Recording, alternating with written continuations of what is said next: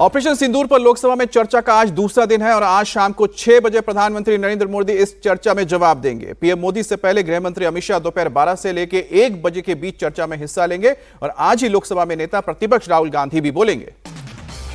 उसके बाद पीएम मोदी जवाब देंगे। ऑपरेशन सिंदूर पर सोमवार को लोकसभा में करीब 11 घंटे चर्चा हुई। सदन की कार्यवाही दोपहर 2:05 पर शुरू हुई और आधी रात 12:52 तक चली।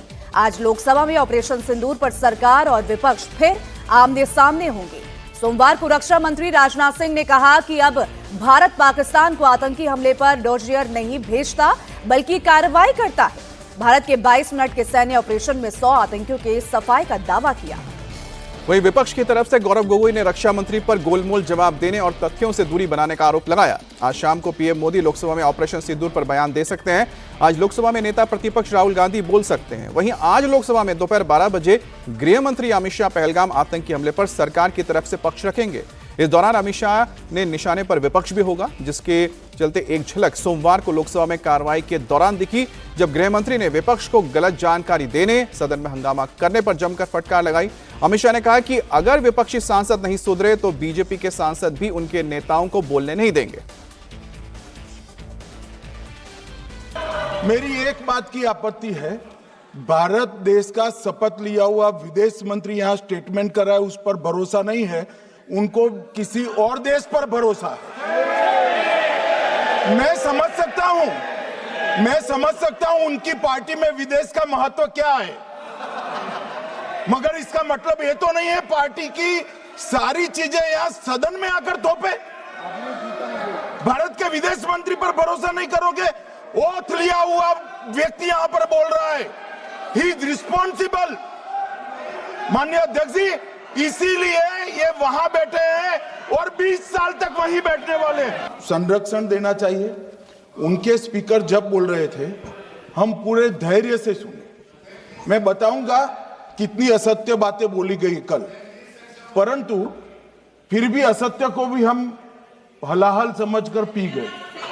अब ये सत्य भी नहीं सुन पाते हैं। माननीय अध्यक्ष जी, मुझे लगता है आपको प्रोटेक्शन देना चाहिए। बैठे बैठे टोका टोकी करना सबको आता है, ऐसा नहीं हमें नहीं आता, मगर इतने गंभीर विषय पर चर्चा जब हो रही है तो सरकार के प्रमुख विभाग के मंत्री को बोलते हुए बैठे बैठे टोकना ये विपक्ष को शोभा देता है क्या? मान्यवर, आपने बिल्कुल उनको आग्रह से कहना चाहिए, वरना हम भी हमारे मेंबर को बाद में समझा नहीं पाएंगे। इससे पहले सोमवार को लोकसभा में विपक्ष के हंगामे की वजह से ऑपरेशन सिंदूर पर चर्चा 2 घंटे देरी से शुरू हुई। सरकार की तरफ से रक्षा मंत्री राजनाथ सिंह ने ऑपरेशन सिंदूर और सेना के एक्शन को लेकर जानकारी दी, जिसके जवाब में विपक्ष की तरफ से गौरव गोगोई ने सीज़फायर को लेकर सरकार पर काउंटर किया। ऑपरेशन सिंदूर हमारे सामर्थ्य का ही प्रतीक था, जिसमें हमने दिखा दिया कि अगर कोई हमारे नागरिकों को मारेगा तो भारत चुप नहीं बैठेगा।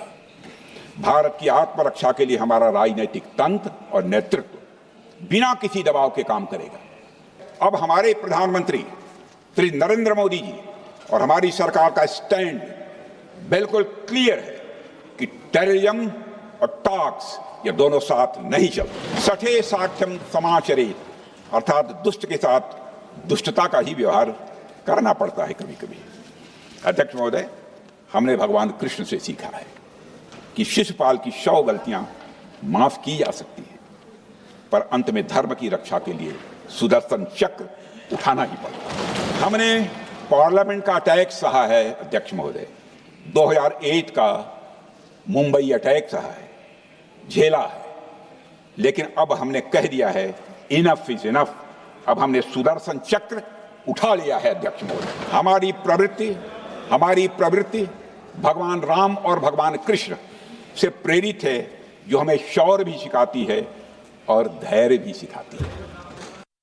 अपेक्षा बहुत की थी कि पहलगाम का उजागर होगा।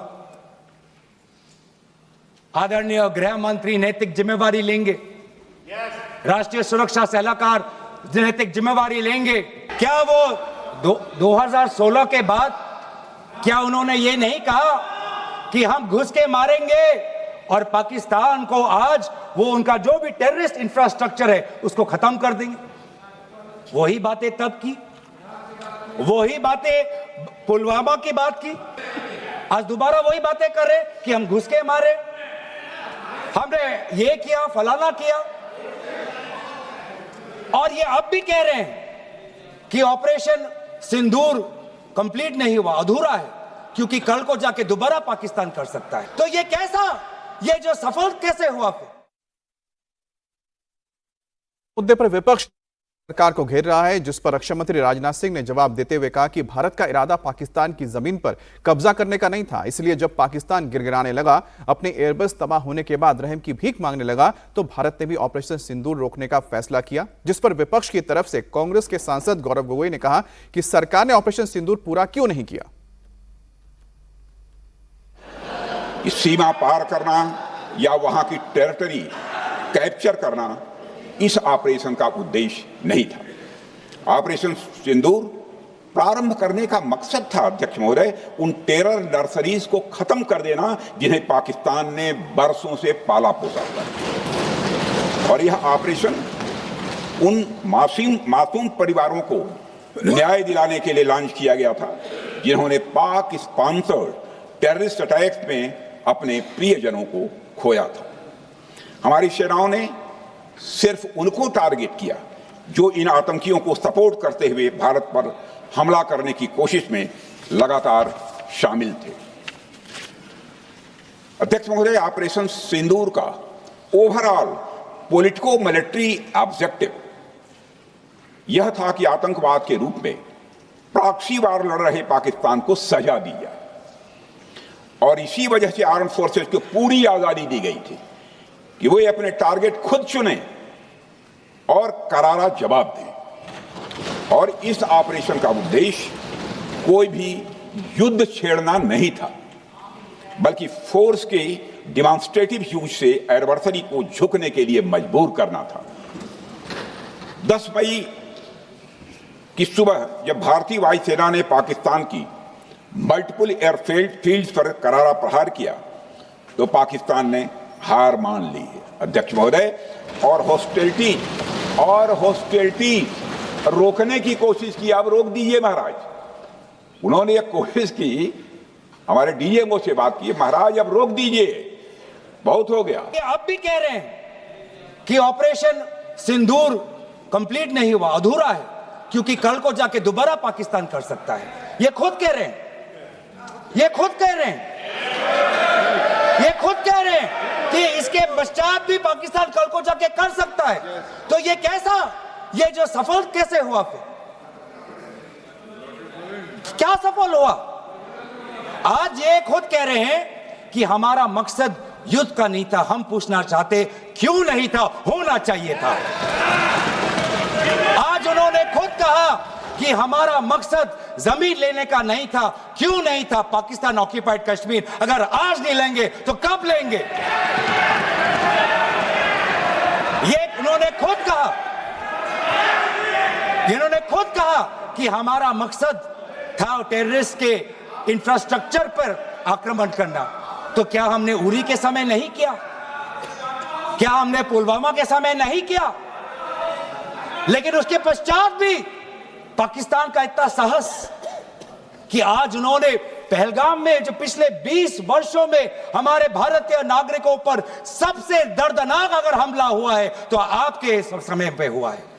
आपके समय में उरी हुआ, आपके समय में पुलवामा हुआ, और आपके समय में आज पहलगाम हो रहा है।